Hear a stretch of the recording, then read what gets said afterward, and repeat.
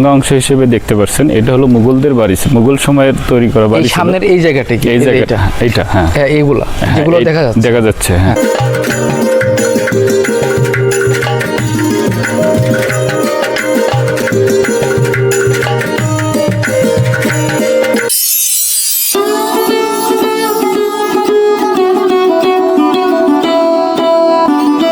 ইতিহাস আর ঐতিহ্যে ঠাসা বাংলাদেশের উত্তরবঙ্গের জেলা শহর রাজশাহীর প্রত্যন্ত গ্রাম বাঘা থেকে শুভেচ্ছা জানাচ্ছি আমি সাদ্দাম।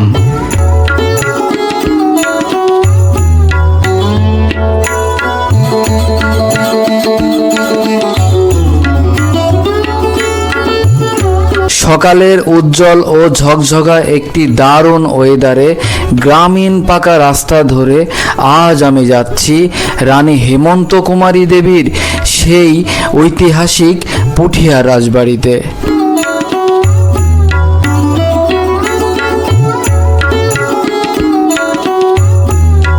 সেখানে এমন কিছু প্রাসাদ রয়েছে আর সেগুলো নির্মিত হয়েছে মুঘল আমলে সম্রাট শাহজাহানের পিতা সম্রাট জাহাঙ্গীরের আমলে।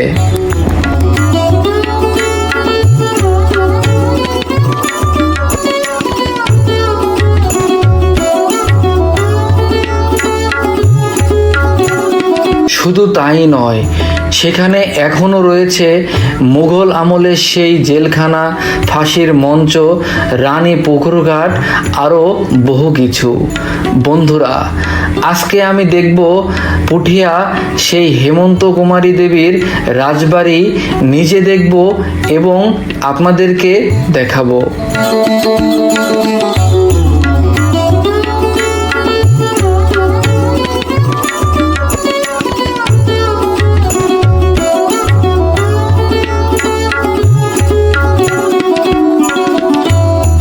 সবুজ চাদরে মোড়ানো এই পথ রাজশাহীর বাঘা থেকে শুরু করে তেতুলিয়া এবং আরানির মধ্য দিয়ে সোজা চলে গেছে পুঠিয়ায়।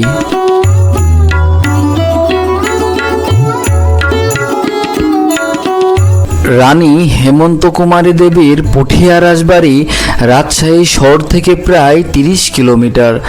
এছাড়া রাজশাহী নাটোর মহাসড়ক থেকে প্রায় 1 কিলোমিটার দক্ষিণে অবস্থিত। আপনি খুব সহজেই ব্যাটারি চালিত অটো রিক্সা বা ভ্যানে চেপে খুব সহজেই পৌঁছাতে পারবেন ইতিহাসের সেই প্রান্তরে।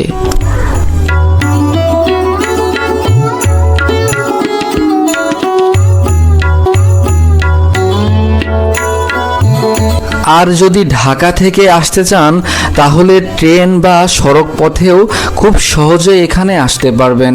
পুঠিয়া রাজবাড়ির দূরত্ব ঢাকা থেকে প্রায় আনুমানিক 250 থেকে 260 কিলোমিটার, যা যাতায়াতের রুটের ওপর কিছুটা পরিবর্তন হতে পারে।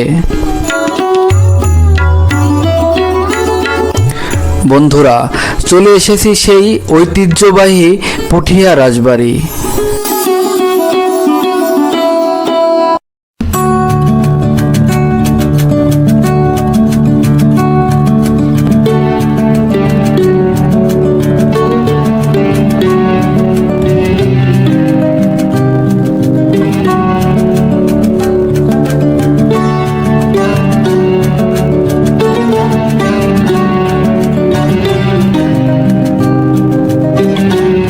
অসাধারণ কারুকাজে ভরা যে প্রাসাদটি আপনারা এখন দেখতে পাচ্ছেন, এটি পুঠিয়া রাজবাড়ি।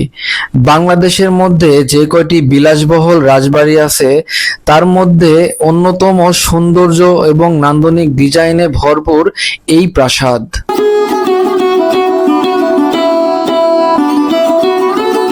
দোতলার এই রাজপ্রাসাদটির ভেতরের সৌন্দর্য উপভোগ করতে দর্শনার্থীদের জন্য প্রবেশের ব্যবস্থা রয়েছে।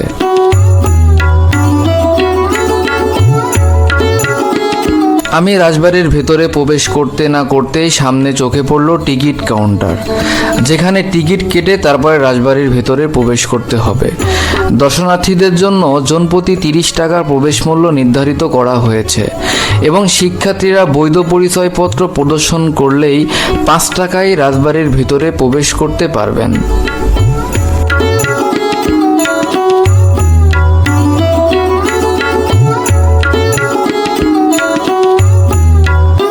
স্মৃতি বিজড়িত এই প্রাসাদের ভেতরে প্রবেশ করেই গা শিউরে উঠল। আমি আগে কখনো আসিনি এখানে, তবে এই প্রাসাদের কথা অনেক শুনে এসেছি। আজ দেখব এই প্রাসাদের ভিতরে কোথায় কি আছে, পাশাপাশি আপনাদেরকেও দেখাবো এবং সে সাথে জেনে নেব এই প্রাসাদের ইতিহাস।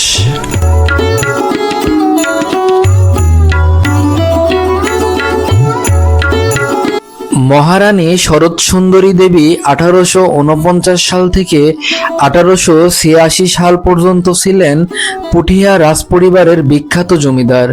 তিনি মহারানী হেমন্ত কুমারী দেবীর শাশুড়ি। তিনি অল্প বয়সে স্বামীকে হারানোর পর পুঠিয়া রাজপরিবারের 5 আনা জমিদারির দায়িত্ব গ্রহণ করেন এবং অত্যন্ত দক্ষতার সঙ্গে জমিদারি পরিচালনা করেন। তার জনকল্যাণমূলক কাজের স্বীকৃতিরূপ ব্রিটিশ সরকার তাকে 1878 সালে রানী এবং 1877 সালে মহারানী উপাধি প্রদান করেন।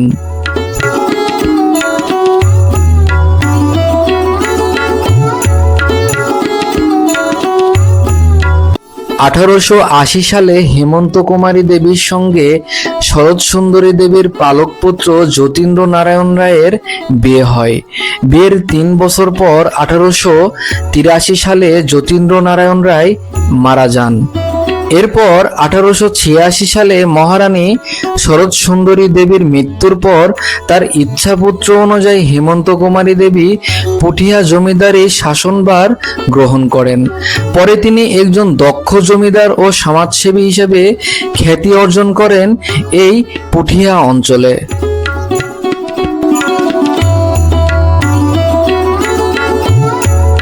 তাই মহারানী হেমন্ত কুমারী দেবী 1895 সালে তার শাশুড়ি মহারানী শরৎ সুন্দরী দেবীর স্মৃতিকে অমর করে রাখতে এই প্রাসাদটি নির্মাণ করেন। এটি শুধু প্রাসাদ নয়, এটি শাশুড়ি ও পুত্রবধূর 2 মহারানীর স্মৃতি বিজড়িত একটি ঐতিহাসিক স্থাপনা, যা আজও দাঁড়িয়ে আছে ইতিহাসের সাক্ষী হয়ে পুঠিয়ায়।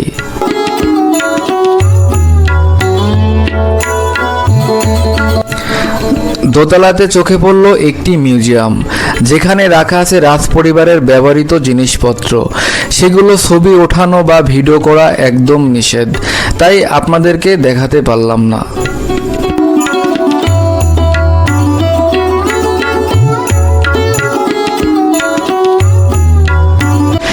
বিশাল এই রাজপ্রাসাদের উঠানেই দাঁড়িয়ে আছে শত শত বছর ধরে বড় গোবিন্দ মন্দির।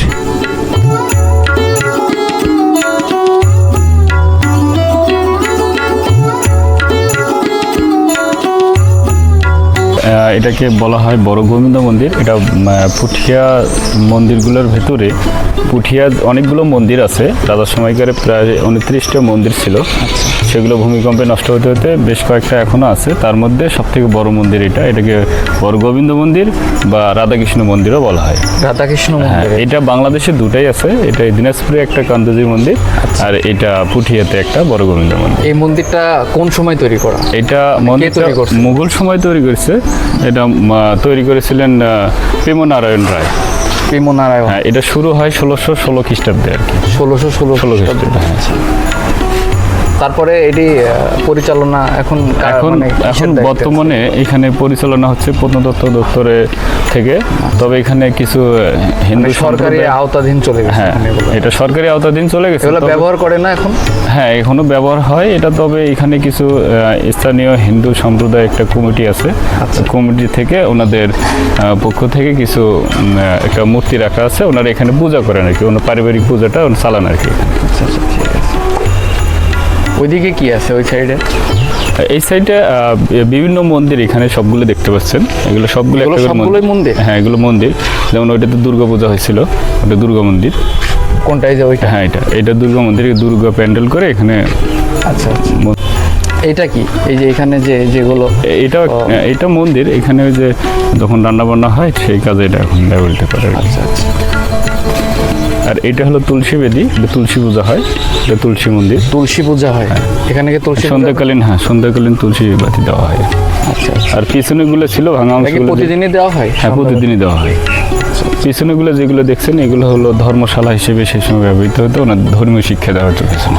ধর্মীয় শিক্ষা এখানে হ্যাঁ, দেওয়া হতো দেওয়া হতো। সেই সময় আর কি। সেই সময় রাজাদের সময় ধর্মীয় শিক্ষা এখানে দেওয়া হতো। এগুলো ভূমিকম্পে নষ্ট হয়ে গেছে, ভূমিকম্পে নষ্ট হয়ে গেছে। এখন আমরা ওই পাশে যাবো। ঠিক আছে, চলো। রানীমহল এইদিকে। হ্যাঁ, দর্শক, আমরা এখন দেখব রানী পুকুর ঘাট, যেটি শিবসাগর নামে পরিচিত বড় পুকুরের পাড়ে অবস্থিত এবং মহারানী হেমন্ত কুমারী দেবীর একদম ব্যক্তিগত স্নানঘাট হিসেবে ব্যবহার হতো।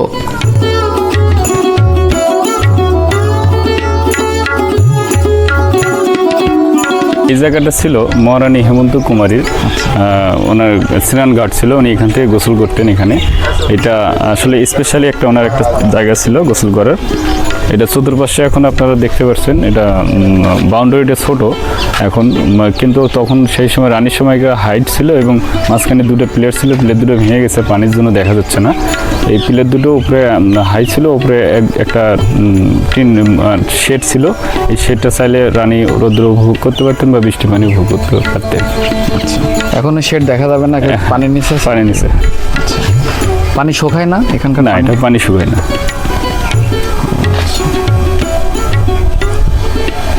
এই জায়গাটা কি রানী যখন ছিলেন তখন কি উনি নিজের পার্সোনাল ভাবে তৈরি করছিলেন? হ্যাঁ, এটা রানী পার্সোনাল ভাবে তৈরি করছিলেন এই জায়গায়। এই মহারানী হেমন্ত কুমারী 1895 সালে ক্ষমতায় আসেন, তারপরে উনি ওনার পার্সোনাল ভাবে এটা উনি নির্মাণ করেন। আচ্ছা,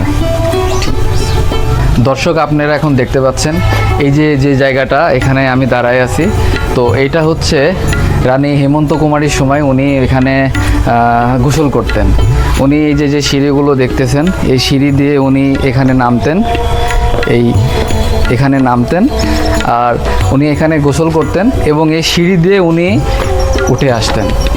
তো এখানে গোসল করার পরে উনি কোথায় যেতেন? উনি ওই সামনে মন্দিরে গিয়ে পুজো করতেন আর কি। এখান থেকে হ্যাঁ, গোসল সেরে উনি স্নান সেরে উনি মন্দিরে গিয়ে- সামনে ওই মন্দিরে গিয়ে কাপড় সাপড় চেঞ্জ করে ওনার পার্সোনাল পুজো করতেন। চলুন আমরা মন্দিরটা একটু দেখি।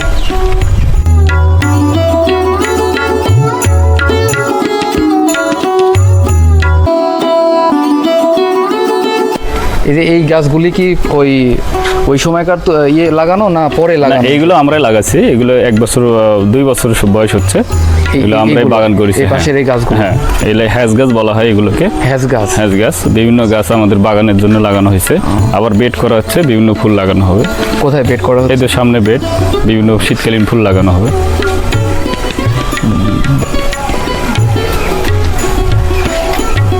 উনি কি রানী কি এই সিঁড়ি দিয়ে উঠতেন? না না, রানী সামনে সিঁড়ি দিয়ে উঠতেন।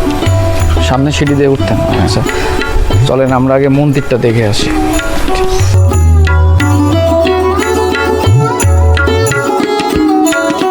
এটা সেই মন্দির। রানী ওই ঘাট থেকে গোসল করে এসে এই মন্দিরে ড্রেস এই মন্দিরে উনি পূজা দিতেন, পূজা করতেন। হ্যাঁ, ড্রেস চেঞ্জ করে এখানে উনি পার্সোনালি পূজা করতেন। ড্রেস চেঞ্জ করতেন উনি ওনার মহলে, তারপরে উনি এসে এখানে হ্যাঁ, পার্সোনালি পূজা করতেন। পার্সোনালি পূজা করতেন এখানে। আচ্ছা, ডিমাছাড়া যে পূজাগুলো ছিল সেগুলো রানী। এই যে বন্ধুরা দেখতে পাচ্ছেন, এটা হচ্ছে আর্নিং মন্দির।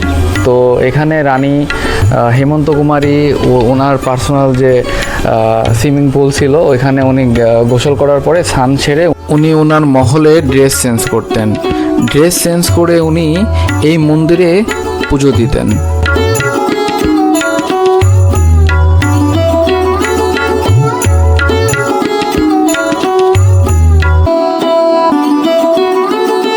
পরে এখান থেকে পূজা দেওয়ার পরে উনি এই দরজা দিয়ে উনি রানী মহলে প্রবেশ করতেন। ভাঙ্গা অংশ হিসেবে দেখতে পাচ্ছেন, এটা হলো মুঘলদের বাড়ি, মুঘল সময়ের তৈরি করা বাড়ি এই ছিল। সামনের এই জায়গাটা কি? এই জায়গাটা, এইটা, হ্যাঁ, এইগুলা যেগুলো হ্যাঁ, দেখা যাচ্ছে। দেখা যাচ্ছে, হ্যাঁ।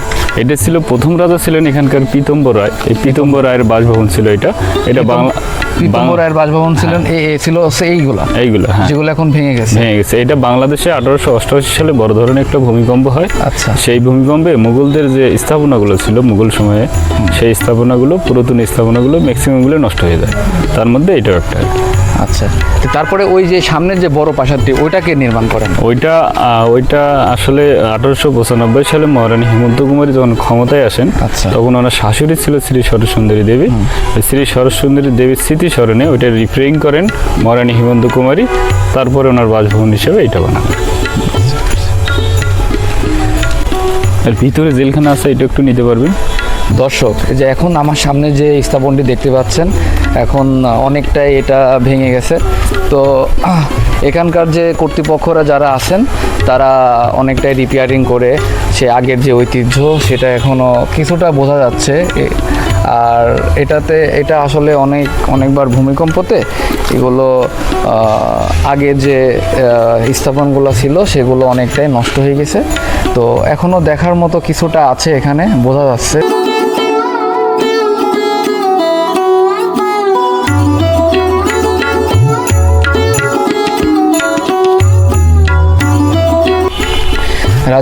মহারাজা পীতম্বর রায়ের রাজভবন হচ্ছে এইটা।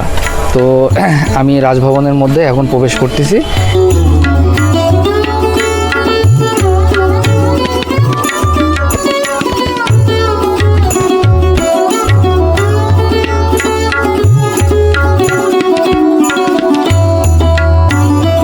তো সামনে যে বড় রাজভবনটা আপনাদেরকে দেখালাম, রাজপ্রাসাদটা, সেটা হচ্ছে প্রশাসনিক কার্যালয়। রানী হেমন্ত কুমারী উনি পরে ওনার শাশুড়ির শরণার্থে উনি ওইটা নির্মাণ করেন।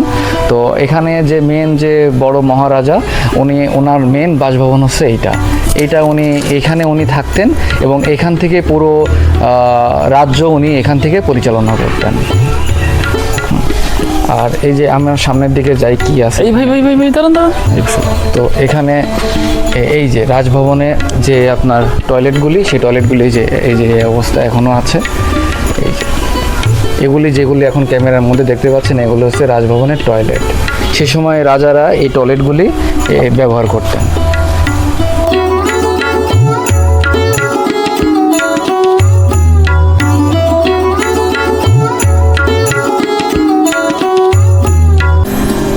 দর্শক, এখন যে সামনে যে জায়গাটা আপনারা দেখতে পাচ্ছেন, যে রাজপ্রাসাদটি, এটা রানী হেমন্ত কুমারের বাসভবন। উনি এখানে থাকতেন। তো এখন এটা তালা দিয়ে বন্ধ করে রাখা হয়েছে, যার কারণ এখানে আগে এসিল্যান্ডের অফিস ছিল। তো ওনারা চলে যাওয়ার পরে ওনারা এখন সরকারি আওতাধীন আছে এবং ওরা তালা বন্ধ করে রাখা হয়েছে। ভিতরে প্রবেশ করা নিষেধ, যার কারণে আমি আপনাদেরকে ভিতরে দেখাতে পারছি না। তো আমার কাছে একটা জিনিস অবাক লাগছে, যে রানী এখান থেকে অর্ধেক বঙ্গ শাসন করতেন, আজকে আমি ঠিক সেখানে দাঁড়িয়ে আছি। কিন্তু আজকে রাজা নাই, সে রাজা রানী কেউ নেই, কিন্তু সেই স্থাপনগুলা এখনও এখানে সে দৃশ্যমান আছে, রয়ে গেছে। আসলে দুনিয়ায় কোনো কিছুই চিরস্থায়ী না, ক্ষণিকের সব কিছু। আমরা আজ আছি, কাল নেই। আপনাদেরকে এর আগে দেখালাম রানী যেখানে গোসল করতেন, যেখানে স্নান করতেন, যেখানে উনি পূজা দিতেন, সে জায়গাগুলি সেই ঠিক অমনি অক্ষতভাবে আছে, কিন্তু রানী এখন আর নাই। এটা কি ছিল? আপনারা এটা দেখতে পাচ্ছেন, এটা ছিল ফাঁসির মঞ্চ। এটা 1947 সালে মহারানী হেমন্ত কুমারী চলে যাওয়ার পর ফাঁসির মঞ্চটা দীর্ঘদিন পরে থাকার কারণে মঞ্চটা নষ্ট হয়ে যায়। তারপরে পাশাপাশি এগুলো দেখতে পাচ্ছেন, এটা জেলখানা, এটা নর্মাল কয়েদিদের থাকার জায়গা ছিল। ভিতরে যান, এটা এই স্যার। আচ্ছা, রাজমহলে ফাঁসির মঞ্চটা থাকার কারণ কি? ফাঁসির মানে উনি কি অত্যাচারী ছিলেন? না, অত্যাচারী আসলে রাজা জমিদার আগে কিছুটা ওই রকমই ছিল। অত্যাচারী না হলে ওনার রাজপ্রাসাদে ফাঁসির মঞ্চ কেন থাকবে? জেলখানায় বা কেন থাকবে? না, আসলে একটা রাজ্য পরিচালনা করতে গেলে জেলখানা বা ফাঁসির মঞ্চ এগুলো থাকা দরকারই ছিল মনে হয়, আমার মনে হয়। কারণ কোন ক্যাটাগরির কয়েদিদেরকে এবং কোন ক্যাটাগরির অপরাধীদেরকে এখানে ফাঁসি দেওয়া হতো এবং এখানে জেলে রাখা হতো? বিশেষ যারা কয়েদি ছিল তাদেরকে ফাঁসি দেওয়া হতো। অপরাধটা কি ছিল তাদের? মানে তারা কি খাজনা দিতে পারতো না এই কারণে, এই টাইপের কোনো কিছু না? তারা আসলে এটা এইভাবে বলা মুশকিল, কারণ সেই সময়ে বিষয়। তবে যারা বেশি অপরাধী ছিল তাদেরই মনে হয় ফাঁসি টাসি দেওয়া হয়তো, আর যারা সাধারণ অপরাধী ছিল তাদের জন্য নর্মাল জেলখানা করা হয়েছে। এটা কি ছিল? এটা ছিল আসলে ড্যান্সিং রুম রাজার, জলসাগর যেটা বলা হয়। রাজা এখানে বসতেন। রাজা কোথায় বসতেন? রাজা এখানে চতুর্পাশ দিয়ে কোলবালিশ দিয়ে রাজা মাঝখান দিয়ে বসতেন, আর যারা নৃত্য করতেন তারা ঘুরে ঘুরে ঘুরে ঘুরে নৃত্য করতেন।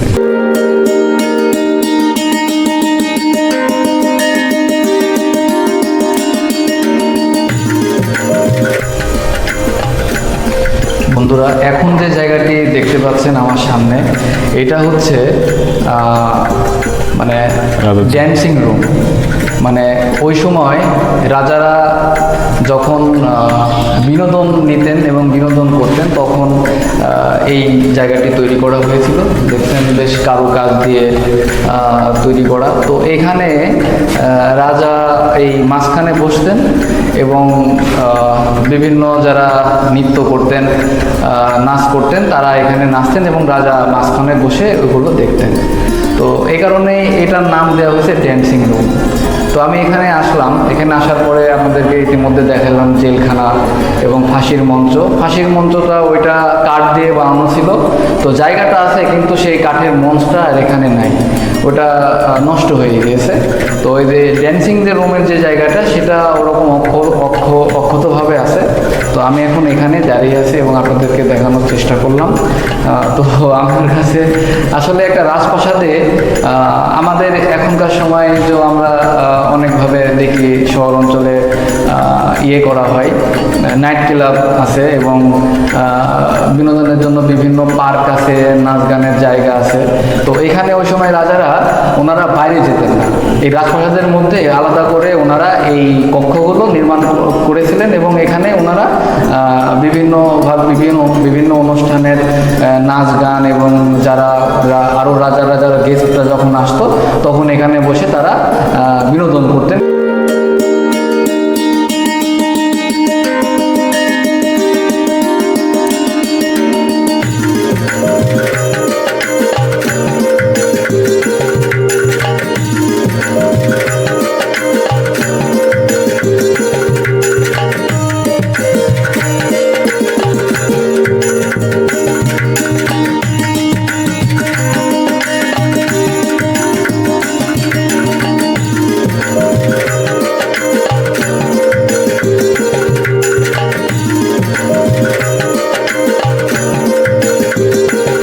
পর্দায় এখন যেটি আপনারা দেখতে পাচ্ছেন, এটি বড় আহ্নিক মন্দির। মন্দিরটি পুঠিয়া রাজপরিবারের রাজাদের জন্য নির্মাণ করা হয়। এই মন্দিরটির সঠিক নির্মাণশাল জানা না গেলেও এটি পুঠিয়া রাজপরিবারের একটি ঐতিহাসিক মন্দির সমূহের মধ্যে অন্যতম প্রাচীন একটি স্থাপনা। বর্তমানে বড় এই আহ্নিক মন্দিরটি পুঠিয়া মন্দির কমপ্লেক্সের এটি সংরক্ষিত। প্রত্নতত্ত্ব অধিদপ্তরের তত্ত্বাবধানে এটি সংরক্ষিত করা হলেও সময়ের সাথে সাথে লক্ষ্য করলাম কিছুটা টেরাকোটার নান্দনিক এই ডিজাইনগুলি বেশ ক্ষয়প্রাপ্ত হয়েছে। পর্দায় এই অংশে যে প্রাসাদটি আপনারা দেখতে পাচ্ছেন, এটি 4 আনি জমিদারি। 1788 সালে পুঠিয়া জমিদারির 4 জন উত্তরাধিকারীর মধ্যে ভাগ করা হয়। এই বিভাজনের পর 2টি অংশে বিশেষভাবে পরিচিত এবং নামকরণ করা হয়, যেমন 5 আনি জমিদারি এবং 4 আনি জমিদারি।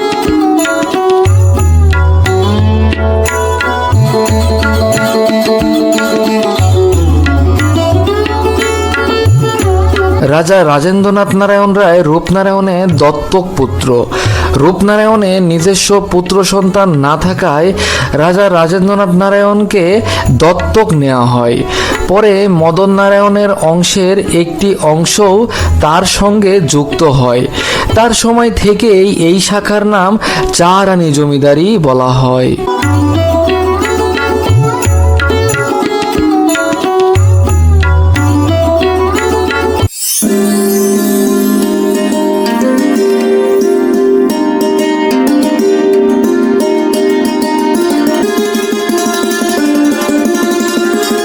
পুঠিয়া রাজবাড়ির আশেপাশে প্রায় 6টি রাজদিঘি আছে।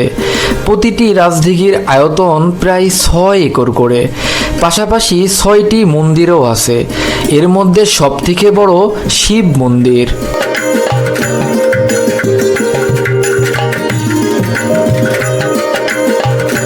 ঐতিহাসিক এই স্থাপত্য নিদর্শন 1823 সালে রানী ভুবনময়ী দেবীর উদ্যোগে নির্মিত।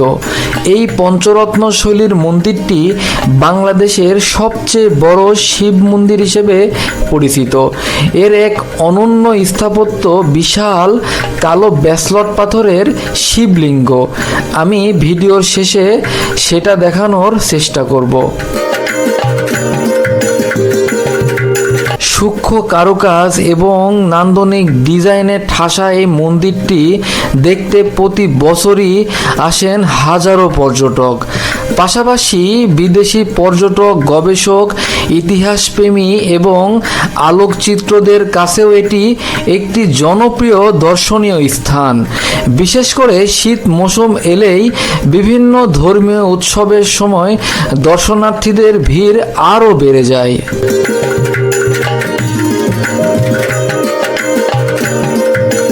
বন্ধুরা, পুঠিয়া রাজবাড়ি, গোবিন্দ মন্দির এবং এই শিব মন্দির মিলিয়ে পুরো পুঠিয়া মন্দির কমপ্লেক্স বাংলাদেশের ঐতিহ্য, ইতিহাস ও স্থাপত্যকলার এক অনন্য আকর্ষণ হিসেবে পরিচিত।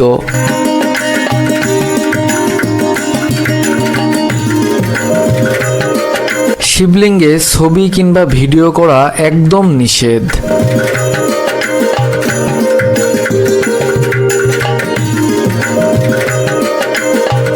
বিশেষ অনুমতি ছাড়া শিবলিঙ্গটি দেখার কোনো ব্যবস্থা নেই।